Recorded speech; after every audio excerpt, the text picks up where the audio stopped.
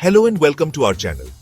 आज के वीडियो में हम चिल्ड्रन एजुकेशन अलाउंस सीए और हॉस्टल सब्सिडी के प्रोविजंस को सेंट्रल गवर्नमेंट एम्प्लॉइज के लिए आसान तरीके से समझाएंगे। अगर आप एक गवर्नमेंट एम्प्लॉई हैं तो यह वीडियो आपके लिए काफी मददगार होगा।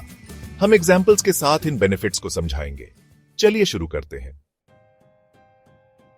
सबसे पहले बात करते हैं चिल्ड्रन एजुकेशन अलाउंस सीईए और हॉस्टल सब्सिडी पाने के लिए एलिजिबिलिटी क्राइटेरिया क्या है।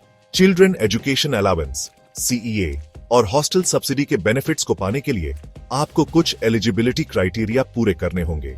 सीईए और हॉस्टल सब्सिडी सिर्फ सेंट्रल गवर्नमेंट एम्प्लॉइज के 2 सबसे बड़े बच्चों के लिए अवेलेबल है, लेकिन कुछ एक्सेप्शंस भी हैं। मान लीजिए आपके सेकंड चाइल्ड बर्थ के दौरान ट्विन्स हुए हैं। इस केस में दोनों ट्विन्स और एल्डर चाइल्ड एलिजिबल हैं। इस केस में कुल 3 बच्चे कवर्ड हैं। एक और एक्सेप्शन है, अगर स्टेरिलाइजेशन ऑपरेशन फेल हो जाता है। ऐसे केस में उसके बाद पैदा होने वाले बच्चे भी कवर्ड होते हैं। अब बात करते हैं रीइंबर्समेंट अमाउंट्स की। चिल्ड्रन एजुकेशन अलाउंस सीईए के लिए रीइंबर्समेंट 2812.5 पर मंथ पर चाइल्ड फिक्स है।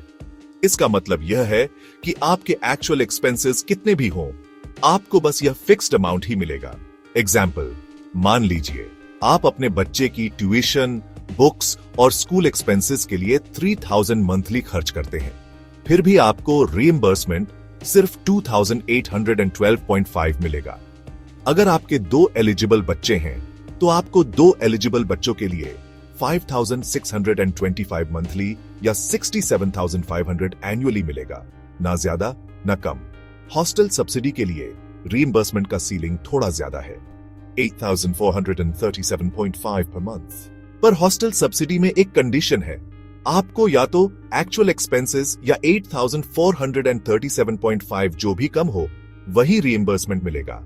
एग्जाम्पल, मान लीजिए आपके बच्चे के हॉस्टल एक्सपेंसेस 5000 पर मंथ हैं, तो आपको सिर्फ 5000 ही मिलेगा, 8437.5 नहीं। यह समझना जरूरी है कि अक्सर आपके एक्चुअल एक्सपेंसेस और रीइंबर्समेंट में गैप हो सकता है।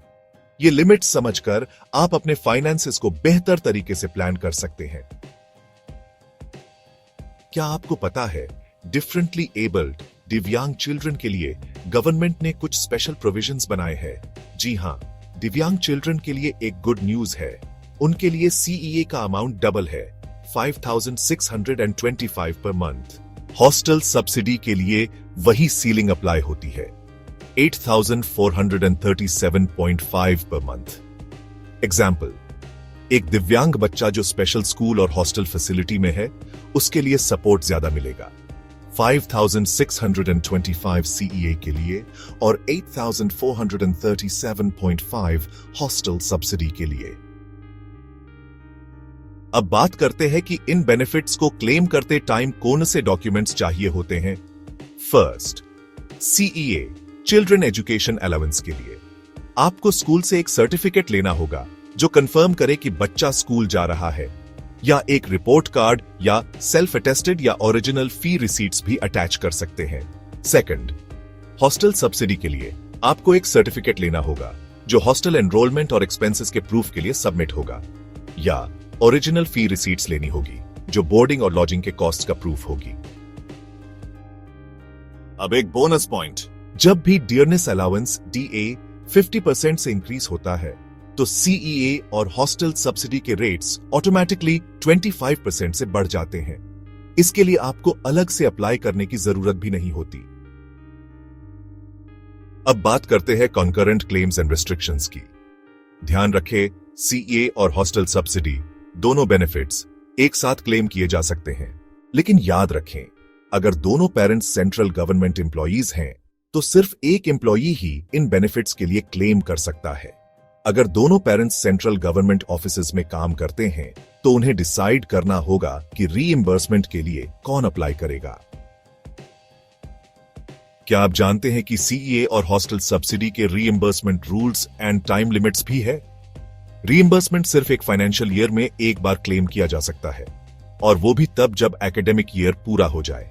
एग्जाम्पल, अगर आपका बच्चा अप्रैल 2024 से मार्च 2025 तक पढ़ता है तो आप अप्रैल 2025 में रीएम्बर्समेंट क्लेम कर सकते हैं। अब बात करते हैं कुछ एडिशनल सिनारियोज की जो सीईए एंड हॉस्टल सब्सिडी के लिए इंपॉर्टेंट है। First scenario, hostel distance. Hostel subsidy तभी एप्लीकेबल है अगर हॉस्टल आपकी रेजिडेंस से कम 50 किलोमीटर दूर हो। Second scenario, academic performance. आपके चाइल्ड की एजुकेशन परफॉर्मेंस गुड हो या बैड, कोई फर्क नहीं पड़ता। अगर आपका बच्चा फेल भी हो जाए तो भी आप सीईए और हॉस्टल सब्सिडी क्लेम कर सकते हैं। थर्ड सिनारियो, रिटायरमेंट या एम्प्लॉई की डेथ। अगर एम्प्लॉई मिड ईयर में रिटायर हो जाता है तो बेनिफिट्स एकेडमिक ईयर के एंड तक कंटिन्यू रहेंगे, और अगर एम्प्लॉई की डेथ हो जाती है तो ये बेनिफिट्स बच्चों के लिए तब तक कंटिन्यू रहते हैं जब तक स्पाउस किसी सिमिलर ऑर्गेनाइजेशन में एम्प्लॉयड ना हो। Fourth scenario, age and education levels. CA की एलिजिबिलिटी क्लास 12 तक या 20 ईयर की एज तक होती है, लेकिन दिव्यांग बच्चों के लिए ये एज लिमिट 22 ईयर तक बढ़ जाती है। इसमें क्लास 10 के बाद के 2 ईयर के डिप्लोमा कोर्सेज भी कवर होते हैं अगर क्लासेस 11 और 12 के लिए सीए क्लेम नहीं किया गया हो। एग्जाम्पल, अगर आपका बच्चा क्लास 11 स्किप करके एक डिप्लोमा कोर्स ज्वाइन करता है तो भी सीईए का बेनिफिट अप्लाई होता है। सीईए और हॉस्टल सब्सिडी को क्लेम करने के लिए स्कूल्स एंड इंस्टीट्यूशंस भी कैटेगराइज किए गए हैं। जो स्कूल सेंट्रल या स्टेट गवर्नमेंट, यूनियन टेरिटोरीज या किसी रिकॉग्नाइज्ड एजुकेशनल बोर्ड से अप्रूव्ड है, वही सीईए और हॉस्टल सब्सिडी के लिए एलिजिबल होगा। इसके साथ ही दिव्यांग बच्चों के लिए इंश्योर करें कि इंस्टीट्यूशन गवर्नमेंट अप्रूव्ड हो। आज के वीडियो में बस इतना ही। हमें उम्मीद है कि इस वीडियो से आपको सीईए और हॉस्टल सब्सिडी के प्रोविजन समझने में मदद मिली होगी। अगर आपके पास कोई सवाल हैं तो हमें कमेंट्स में जरूर बताएं, और हां, लाइक, शेयर और सब्सक्राइब करना ना भूलें।